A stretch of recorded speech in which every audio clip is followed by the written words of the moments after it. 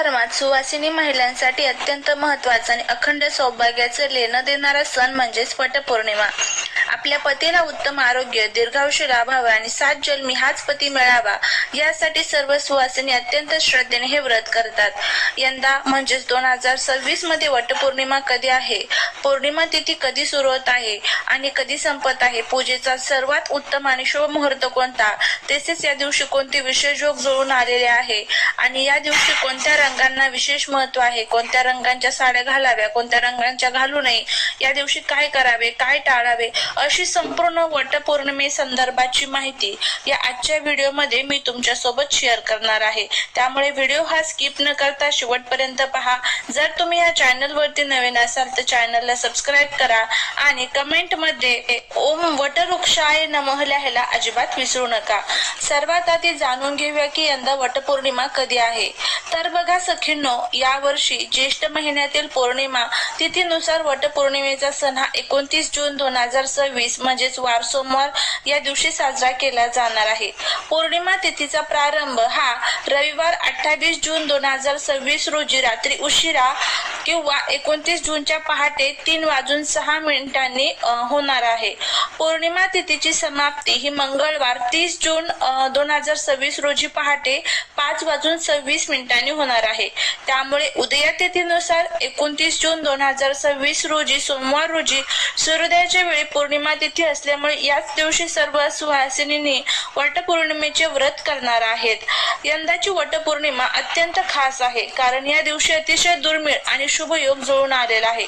यंदा वटपौर्णिमा सोमवारी आली आहे. सोमवार हा भगवान शिव आणि चंद्रांचा वार मानला जातो. वडाच्या झाडामध्ये साक्षात शिवशक्तीचा वास असतो. त्यामुळे सोमवारी वटपूजन केल्याने त्या व्रताचे फळ अनंत पटीने वाढणारे आहे. ज्योतिषशास्त्रानुसार या दिवशी आकाश मंडलात शुभ योग आणि सौभाग्य योग निर्माण होत आहेत. हा योग वैवाहिक जीवनात सुख समृद्धी आणि पती पत्नी मधील प्रेम वाढवण्यासाठी अत्यंत फलदायी मानला जातो.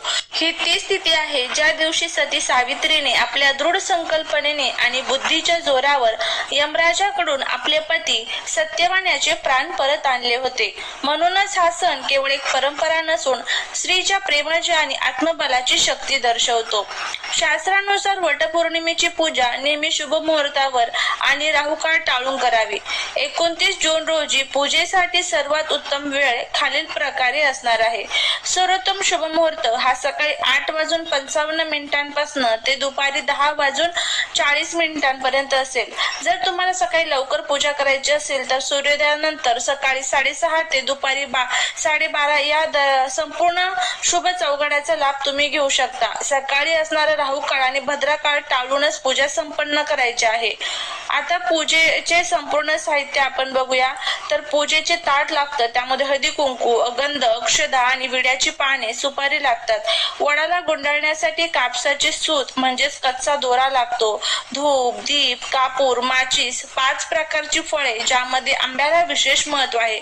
पाण्याचा तांब्या अर्घ देण्यासाठी वडाच्या पानांची बनवलेली किंवा बाजारातून आणलेली सती सावित्रीची मूर्ती किंवा प्रतिमा, नैवेद्यासाठी पुरणपोळी किंवा फराळाचे पदार्थ, सुवासिनींना देण्यासाठी वाण ज्यामध्ये फळे, गहू किंवा हरभरे दिले जातात. वटपौर्णिमेच्या दिवशी सकाळी लवकर उठून स्नान करून पारंपरिक किंवा सुंदर साडी परिधान करावी. वडाच्या झाडाजवळ जाऊन प्रथम तिथे स्वच्छता करावी आणि पाण्याचा सडा टाकावा. झाडाच्या खोडाजवळ सती सावित्रीची मूर्ती किंवा सुपारी ठेवून तिची हळद कुंकू, अक्षदा आणि फुले वाहून पूजा करावी. त्यानंतर वडाच्या झाडाला हळद कुंकू लावून मनोभावे नमस्कार करावा आणि ऋतुकाळाप्रमाणे आपली 5 फळे विशेषतः आंबा अर्पण करावात. आता अत्यंत महत्वाचा विधी म्हणजे सूत गुंडाळणे. कापसाचे पांढरे सूत हातात घेऊन वडाच्या झाडाला किमान 7 किंवा शक्य असल्यास 108 प्रदक्षिणा घालाव्यात. ते सूत झाडाला गुंडाळावे. प्रदक्षिणा घालताना मनात आपल्या पतीच्या दीर्घायुष्यासाठी आणि सुखासाठी प्रार्थना करावी. पूजा संपन्न झाल्यावर तिथे दिवा, धूप ओवाळावा, नैवेद्य दाखवावा आणि वडाच्या झाडाची मनोभावी आरती करावी. शेवटी उपस्थित सुवासिनींना हळद कुंकू लावून वाण द्यावे आणि घरी येऊन पतीच्या चरणांना स्पर्श करून आशीर्वाद द्यावे. घ्यावा. अशा पद्धतीने आपल्याला वटपौर्णिमेची पूजा जी आहे तर ती करायची आहे. या दिवशी आपण सर्वच जण खूप छान नटतो, सुंदर साडी आणि दागिने परिधान करतो. पण सखींनो, तुम्हाला माहित आहे का वटपौर्णिमेच्या पूजेमध्ये आपण कोणत्या रंगाचे कपडे आणि बांगड्या घालत आहोत याला आपल्या शास्त्रात खूप मोठे महत्त्व आहे. काही रंग असे आहेत जे तुमचे सौभाग्य 1000 पटीने वाढवतात, तर काही रंग असे आहेत जे पूजेच्या वेळी परिधान केल्यास पूजेचे फळ मिळत नाही आणि दोष लागतो. तर आजच्या व्हिडिओमध्ये आपण पाहणार आहोत यंदा वटपौर्णिमा 5 कोणते शुभ रंग आहेत, ज्या रंगाची साडी आणि बांगड्या तुम्ही आवर्जून घातल्या पाहिजेत आणि असे कोणते रंग आहेत जे चुकूनही वापरायचे नाही. व्हिडिओ हा शेवटपर्यंत पहा, 1 सेकंद सुद्धा मिस करू नका. सर्वात आधी आपण जाणून घेऊया की पूजेमध्ये रंगांना एवढं महत्त्व का असतं. तर बघा, आपल्या हिंदू धर्मात प्रत्येक सणाला आणि पूजेला विशिष्ट रंगांचे महत्त्व सांगितले. रंग हे केवळ दिसायला सुंदर नसतात, तर त्यांच्यामध्ये एक विशिष्ट ऊर्जा असते. शुभ रंग हे निसर्गातील सकारात्मक आणि दैवी शक्तींना आपल्याकडे आकर्षित करतात. जेव्हा आपण वडाच्या झाडाची म्हणजे साक्षात ब्रह्मा, विष्णू, महेश आणि शिवशक्तीची पूजा करतो, तेव्हा आपल्या अंगावरील शुभ रंग पूजेची सकारात्मक ऊर्जा आपल्या शरीरात आणि मनामध्ये संक्रमित करतात. योग्य रंग परिधान केल्याने मनाला शांतता लाभते, पती पत्नीमधील प्रेम वाढते आणि घरातील नकारात्मकता दूर होते. आता तुमचा सर्वात महत्त्वाचा प्रश्न, जर आपण योग्य रंगाची साडी घातली नाही किंवा चुकीचा रंग निवडला तर काय होते. शास्त्रानुसार पूजा अर्चा करताना नकारात्मक रंग परिधान केल्यास पूजेमध्ये विघ्न येऊ शकतात. वटपौर्णिमा हा अखंड सौभाग्याचा, आनंदाचा आणि मांगल्याचा उत्सव आहे. जर आपण या दिवशी चुकीचे किंवा अशुभ रंग परिधान केले तर नकारात्मक ऊर्जा वाढते, पुण्य मिळत नाही, वैवाहिक जीवनावरती परिणाम होतो. त्यामुळे नटण्या थटण्याच्या आनंदात रंगांची चूक अजिबात करू नका. चला तर आता जाणून घेऊया वटपौर्णिमेचे 5 शुभ रंग कोणते आहेत. नंबर 1, त्यामध्ये सर्वात पहिला जो रंग आहे तो म्हणजे लाल रंग. हा रंगांचा राजा आणि सौभाग्याचे सर्वात मोठे प्रतीक आहे. लाल रंगाची साडी आणि लाल बांगड्या परिधान केल्याने माता लक्ष्मी आणि माता पार्वतीचा आशीर्वाद मिळतो. हा रंग पती पत्नीमधील प्रेम आणि समर्पण वाढवतो. दुसरा रंग जो आहे तो म्हणजे हिरवा रंग. हिरवा रंग म्हणजे निसर्गाचा आणि समृद्धीचा रंग.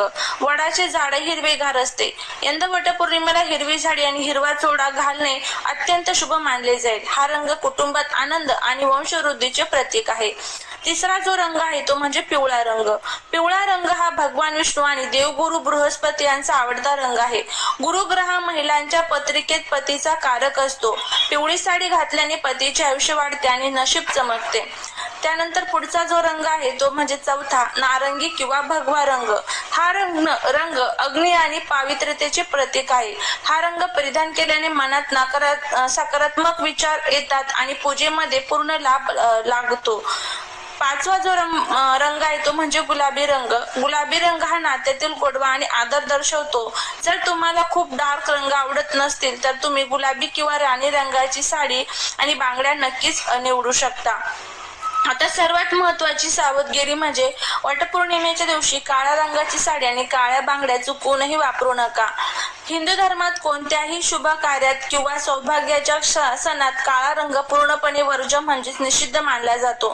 काळा रंग हा राहू केतू आणि शनीचे संबंधित असून तो राहूची नकारात्मकता आकर्षित करतो. हा रंग दुःखाचे प्रतीक मानला जातो. त्यामुळे वटपौर्णिमेला काळी साडी, काळी बॉर्डर असलेली साडी किंवा काळ्या बांगड्या अजिबात घालू नका.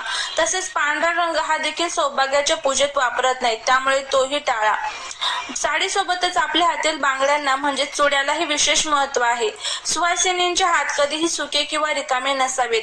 बांगड्यांचा जो खणखणाट असतो तो घरातील नकारात्मक ऊर्जा दूर पळवतो.